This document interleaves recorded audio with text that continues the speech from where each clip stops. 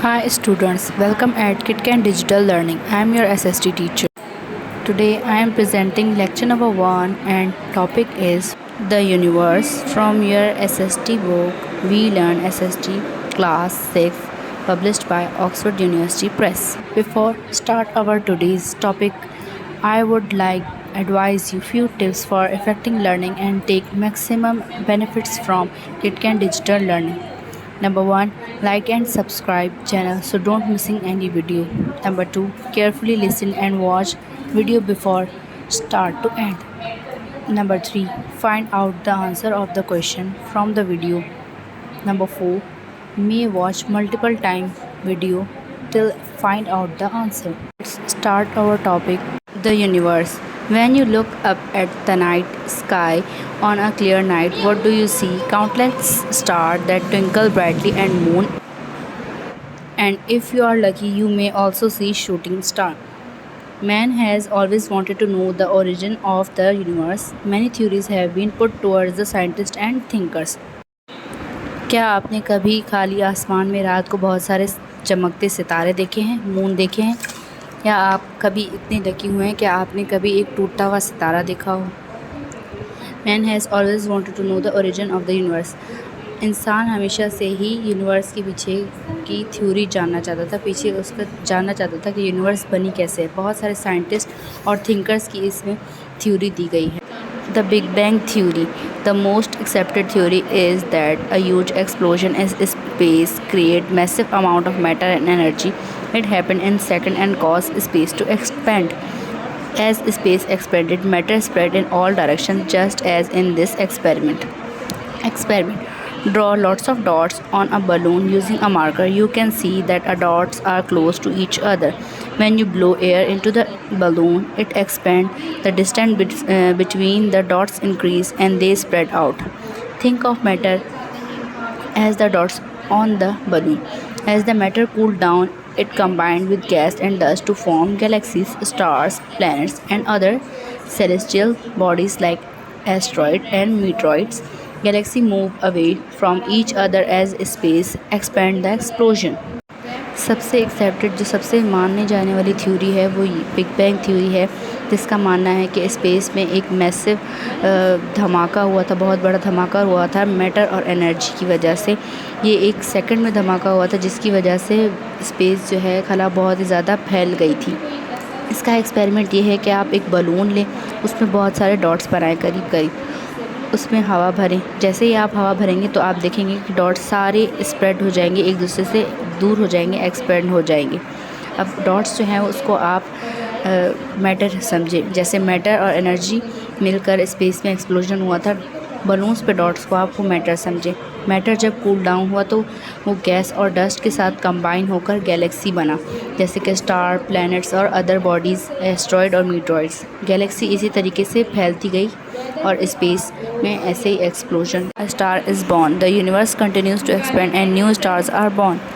They are born in the nebula, which are great cloud of gas and dust in space. The dust particles and gas molecules get pulled together due to the force of gravity. The mass slowly become bigger and get tight packed. The temperature inside the mass rise to the over 1 billion degrees. The presence of oxygen and helium gases create even more energy, and there are massive explosions giving out heat and light. And thus a new star is born. Universe जो है वो continuously बढ़ती जा रही थी और new stars जो है वो बॉर्न होते जाते हैं. अब न्यू स्टार न्यूबिला से बॉर्न हो रहे थे, जो कि गैसेस का एक बादल है, बड़ा क्लाउड है, जो स्पेस में डस्ट और गैसेस मिलाकर पार्टिकल्स इनके पुल टुगेदर यानी एक तरीके से ग्रेविटी की मदद से टाइटली जॉइंट होते हैं, जो फिर 1 बिलियन डिग्री टेम्परेचर पर पकते हैं. इसमें हाइड्रोजन और हीलियम गैस होती है. इस एनर्जी से मैसिव एक्सप्लोजन होता है. हीट और लाइट की वजह से एक नया स्टार बॉर्न होता है. Solar system. A solar system contains a star located in the center and its planet that revolve around it. Our Earth is one of 8 planets that revolve around the star called the Sun. The Sun is a huge ball of burning gases. It provides heat and light to all planets that are orbiting it. Each planet revolves around the Sun in its own orbit. The time it takes a complete full revolution is called a year. Solar system में बीच में एक बड़ा सा star होता है जिसके around अर्थ और उसके अलावा 8 प्लैनेट्स रिवॉल्व यानी घूमते हैं, रिवॉल्व अराउंड द स्टार, उसके अराउंड घूमते हैं, उस स्टार को हम लोग कहते हैं सन। सन जो है वो एक बड़ा सा ह्यूज बॉल है बर्निंग गैसेस का, जलती हुई गैसेस का, जो हमें हीट और लाइट प्रोवाइड करता है और दूसरी प्लैनेट्स को भी जो उसके इर्द गिर्द घूमते हैं। ईच प्लैनेट रिवॉल्व जो है वो अराउंड सन के करता है, और जो चक्कर पूरा करता है उसको हम लोग एक साल कहते हैं। जैसे अर्थ पर हम लोगों का एक साल 365 डेज़ का होता है, 355 डेज़ के अंदर अर्थ जो है वो सन के अराउंड अपना चक्कर पूरा करती है। इसी तरीके से दूसरे प्लैनेट्स भी अपना चक्कर जब पूरा करते हैं सन के अराउंड, उनका ईयर तब ख़त्म होता है। The length of a year depend on how close to how far from the sun the planet. जितना दूर प्लैनेट होगा सन से उतना ही टाइम लगेगा उसको अपना ईयर पूरा करने में। जितना करीब सन के होगा उतना ही उनका ईयर जो है वो उसके दिन कम होंगे। The surface of the sun is extremely hot with temperature exceeding 5500 centigrade. Waves of hot gases and solar flares can be observed through powerful telescope. No form of life can survive on it, but the heat and light from the sun are the source of all life on planet. सन की सतह जो है वो बहुत ही ज़्यादा गर्म होती है, 5500 सेंटीग्रेड इसका टेम्परेचर होता है। कोई भी ज़िंदगी, कोई भी नो फॉर्म ऑफ लाइफ वहाँ पर सर्वाइव ज़िंदा नहीं रह सकती, लेकिन हीट और लाइट जो है जो सन की तरफ से हमें मिलती है वो अर्थ पर ज़िंदगी का ज़रिया है। Planet are visible because they reflect the light of the sun. They do not have light of their own. They may look big और small depending on their size and distance from our planet. Planets जो हैं वो हमें इसलिए नज़र आते हैं क्योंकि उन पर सन की रोशनी पड़ती है।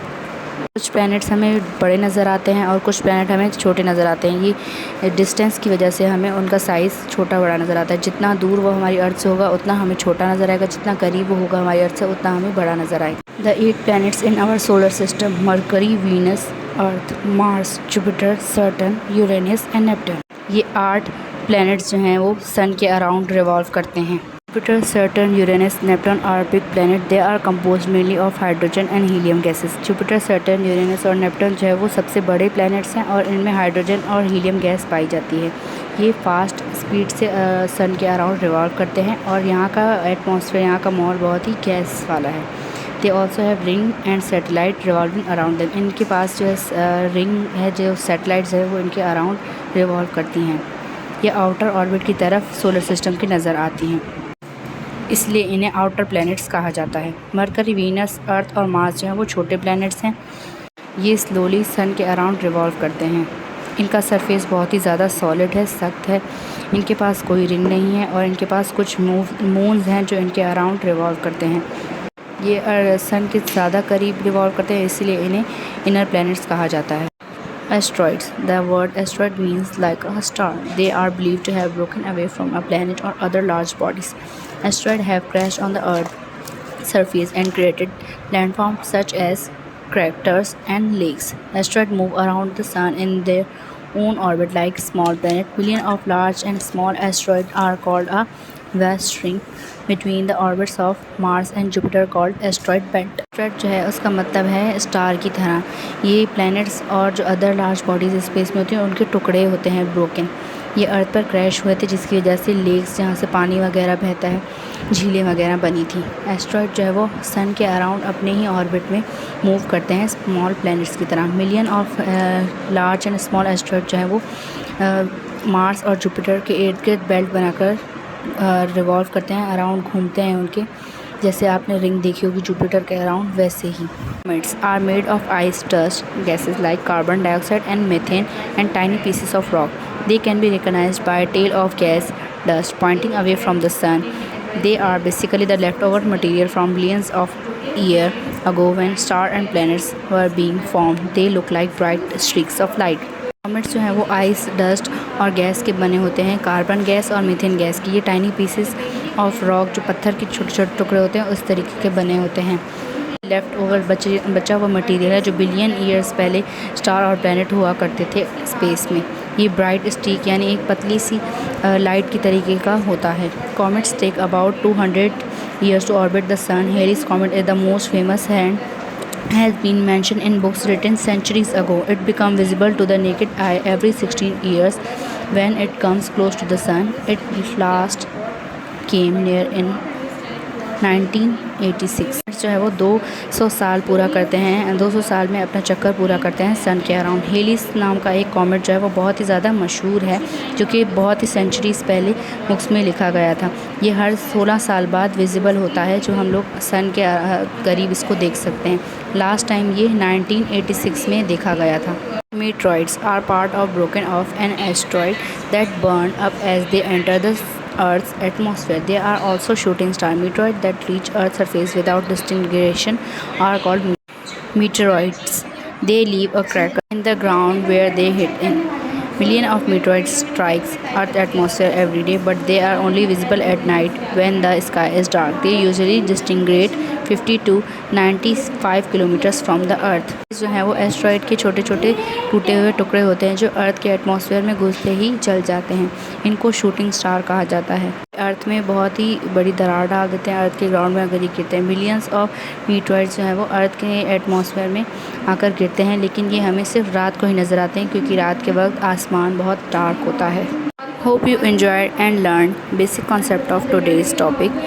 Don't forget to find out answer of this question and find and write off the question in your summer vacation copy or journal within 24 hours to maintain your summer vacation learning project marks as total 10 marks in your final term exam based on reply or question. Hope to see you in next topic and learn more new concepts. Thank you and bye bye.